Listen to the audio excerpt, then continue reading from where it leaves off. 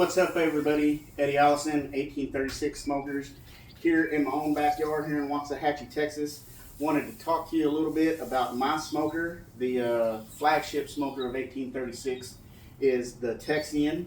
Now, if you've purchased a Texian here recently or have been on the website to purchase a new one, you may be thinking to yourself, this looks a little different. This is my personal smoker. It's the original. It was the prototype for the Texian. It's not the smoker that started 1836, but it's definitely the smoker that decided, or that made me decide that I need to sell these to the public. Now, I've got a lot of roasting and a lot of comments on the Facebooks and on the internet because of comments that I've made about the 1836 Texian and how versatile it is and how you can set up different temp zones. So this thing, and everybody wants that smooth, consistent heat from this end to this end, and in a competition setting, you may want that. You may want to set your temperature at 250 degrees here and have your whole outfit at 250 degrees. Well, this thing here is versatile enough to where I can open baffles, close baffles, and either heat up, make this to where it's a warming chamber, make this to where it's a cooking chamber.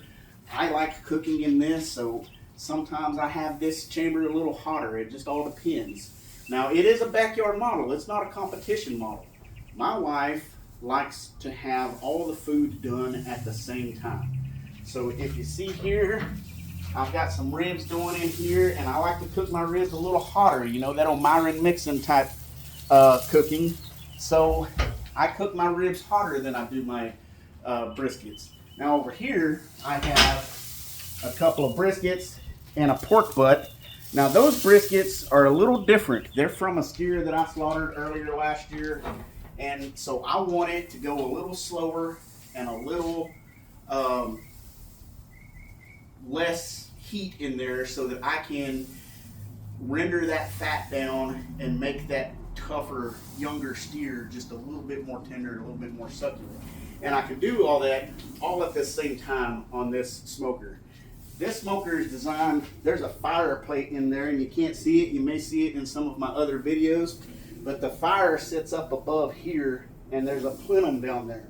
So the air flows in down underneath that fire and comes up and feeds the fire with oxygen from below. And then with its reverse flow technology, it has to come all the way over, just like all your other reverse flows, and up and back across your meat and out these stacks.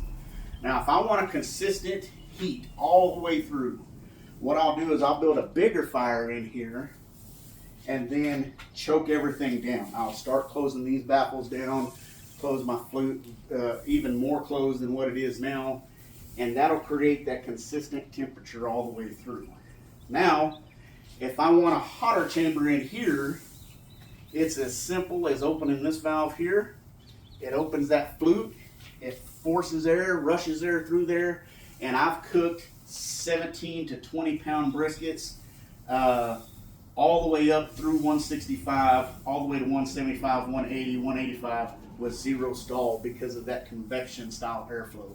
With no fire in this thing, it will sit there because of the way that it's designed and just breathe. It will suck air in through and blow it out the top. So when I say the 1836 Texian lives up to its name as an original Texan, it's versatile, it's tough, and you can change the way that you cook for every cook. You may want to cook backyard style and cook for your family and bring all that meat off at the same time. You may want to cook competition style to where you have different temp zones or an entire consistent temp zone, and this thing is the thing that will get that job done for you. Look at 1836smokers.com, check them out, check the technology out. There's all kinds of articles on there about the airflow.